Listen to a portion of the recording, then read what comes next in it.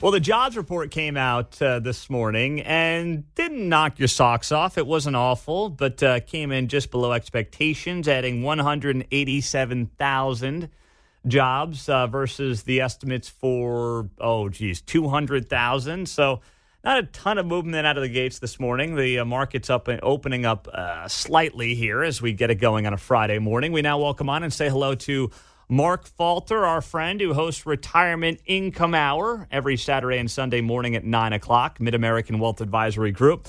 Hey, Mark, good morning. The jobs report, what do you make of it, if anything? Hey, thanks for having me on again, Pete. I think it's showing that the economy is slowing, but it's not like coming to a screeching halt. Interesting thing, manufacturing, transportation, and retail were not really affected in those areas, and those are real great indicators on how the economy, whether it's slowing, how it's slowing. So is the economy slowing? Yes. But is it going to come to a screeching halt or crash? No, I don't think so. Okay, so does this mean the soft landing that everyone's talking about? Do you feel like that's a possibility at this point? It's looking more like it. I hate to say yes because Alan Greenspan knows a lot more about this than I do. He was our Fed chairman back in the 90s, and he's already said that's not going to happen. But so he knows a lot more about this than I do. But it's starting to look more like he may pull it off. Wow. I'm telling you. Yeah. Now, there's still a lot of problems on Main Street, right, with credit card debt skyrocketing. I mean, these interest rates, I don't think are going to be going anywhere anytime soon. Is that cause for concern, or is that, too far down the road to worry about right now? I think it is cause for concern. I was just telling somebody the other day in my office, I said, Dave Ramsey's going to have a whole new market to work with here in about 3 or 4 years. I said to him, do you think homes are like slowing down on being built? I said, these people are borrowing money at 7-8%. I don't know it's amazing to me that people are still spending money at the rate that they are. And I don't think they have the money. I think they're borrowing the money. So to answer the question, yes, I think this is going to come back and haunt us. I don't know why. They started saving money during COVID and now they're spending it, and it's like, you should have spent it during COVID and saved it now because of the interest rates. Yeah. Yeah, that's a good point. Now, when you look at what would trigger something like that, I know we can't go too far into the future, but while we're having the conversation, you look at this and you say, okay, what is that trigger point? Because the jobs market is still strong, and I guess for as long as the jobs market remains strong, we'll kind of be in this stable place where even if people are going into debt, they're paying off enough of it where we're not causing, some kind of a massive crisis. Not a massive crisis, but I think people are starting to accumulate debt. And I think that people just got to really sit and ask themselves, like if they want to go buy a car, are you paying cash for that car? Are you trading something in to at least get it down to, 50% of the car value?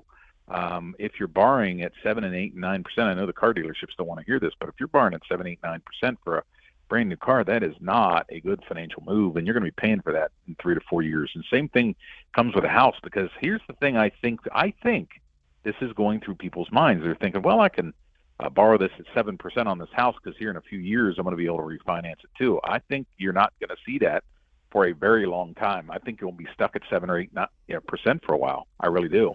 Well, and what does that lead to, though? That leads to a situation where I feel like the gap between the haves and the have-nots is only going to widen, because if you can pay cash for stuff, I mean, you're going to be just fine, right? It's funny you say that, because I have been saying this for quite a long time. I had a group of retirees in my office the other day, and I said, if you go back and say who's the worst fiscal president in American history, unfortunately, Jimmy Carter catches heck for it. But I said, if you think about it, the reason you thought that is because you were 45 and working and you owed money. If you were the age you are now and you don't owe anybody money, many of these retirees don't spend a lot of money, so inflation really isn't hurting them as bad as they think it is. You're actually in pretty good shape, because you can go get 5.25% on a CD right now. Back in Jimmy's day, you could make 15% on a money market, or invest your money in the stock market and make 7.7. And so it's not all bad for retirees right now. And we talked about this here about a month ago. I do not understand why retirees, 70-plus-year-olds, are all addicted to the stock market right now. It's guys like, you've made your money back. You got 5% CDs. Why are you still gambling?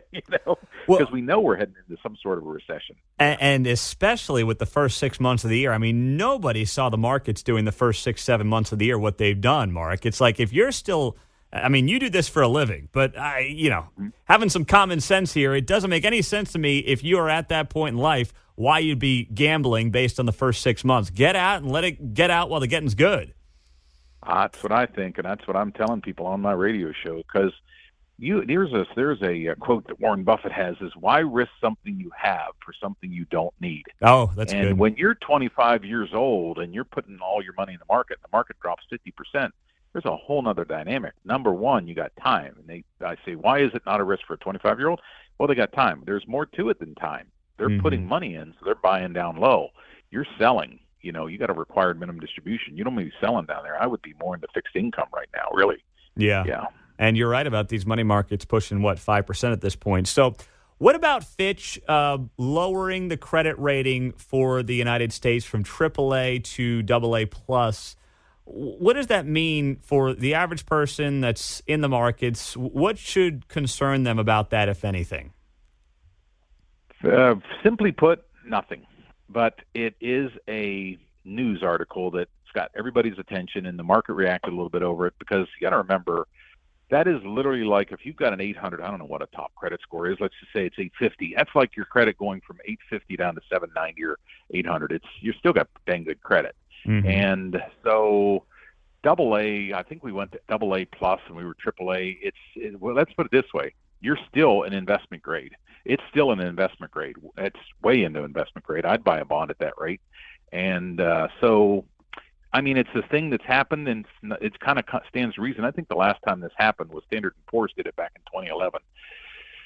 So I think it's going to be an article for a while, but at the end of the day, we don't have anything to worry about. Bank of America wrote an article a year or so ago about what if the America defaults. I don't think we're even close to that right now. And so I still think we're some of the safest investments out there. And we're, at the end of the day, the cleanest shirt in the dirty laundry. In other words, every other country is doing way worse than we are. Yeah. Well, that's what I was getting at. Is the reason we're the best bet still simply because everyone else is doing worse, even though we're sitting here with $32 trillion in debt with no end in sight hanging over our heads? Yes, but we don't have a terrible economy going on right now. And the biggest thing is two things. Number one, I cannot believe the employment is doing so well. And number two, I can't believe the market's doing as well as it is. With as hard as the Fed is pushing against it, I just can't believe it. That's why if I were a retiree, I'd be looking at doing some other stuff because I think eventually it's going to give. Mm-hmm. Yeah, well, Mark Falter's joining us. Always good to have him on. Retirement Income Hour, Saturday, Sunday mornings at 9, Mid-America Wealth Advisory Group here in town. So with that, though, with the downgrade in the credit rating, does anybody have AAA that you know of anywhere? Is that even a thing now that we're down to AA plus, or no? There's a few, oddly enough, small countries like Norway does. Really small ones. Of course, they don't have I don't want to say they don't have much of an economy like we do, but yeah, there's a handful still out there, but none that would be major economies, and I still think we're in but this is what happens when you have the amount of debt that we have. Eventually, we're going to have to deal with this, but I'll tell you how we're going to deal with it, is we're going to raise taxes. And that's the thing I have been talking to retirees about, is moving money to tax-free sources over the next 2 to 3 years, because in 3 years the Trump tax plan is going to go away, and we're going to lose the standard deduction, and it's going to raise taxes, and we're going to see. And that's what happens when we get into this type of debt. It happened in 1918 and 1945 when we went into the World Wars. The taxes are 100% going to go up. Mark Falter is on KCMO. Now, what about this strength in oil? We've seen the gas prices go up. It came up on the show this morning. How much of concern is that to you right now, and what it could do moving forward? I think we're going to see pressure in gas prices. We've seen gas prices go up. And the biggest reason is because we literally had, I couldn't believe this when I looked at it, we have had the hottest month in the month of July worldwide, I think, in recorded history. Now, we didn't actually get it as hot here in Kansas City because I'm used to way hotter than this. But worldwide it was, and it's putting the pressure on oil. And I think people are going to continue to see gas prices go up a little bit. And so that's but I don't think it's going to be a major thing to where we're going to see a huge hike in oil prices. Interestingly enough, I was reading an article on this morning. I didn't realize that the United States has actually got more oil reserves than any country in the world, even more than Saudi Arabia. But we ain't using them. It's Wow. interesting to have that, but not use it. I didn't know that. We're not. Okay, so we got the reserves and we're not using it. Well, bigger than Russia. That blew my mind. We're bigger than Russia, and we're still buying oil. It's why are we doing that? But anyways, yeah. Unbelievable. Well, we'll be watching closely. These are very interesting times, Mark Falter, and we're grateful for the insight, my friend. Have a great weekend. We'll talk to you soon. Hey, you too. Appreciate it. Thanks. As always, good to have him on. Mark Falter, Retirement Income Hour. Listen to a show tomorrow morning at 9, a Mid-American Wealth Advisory Group.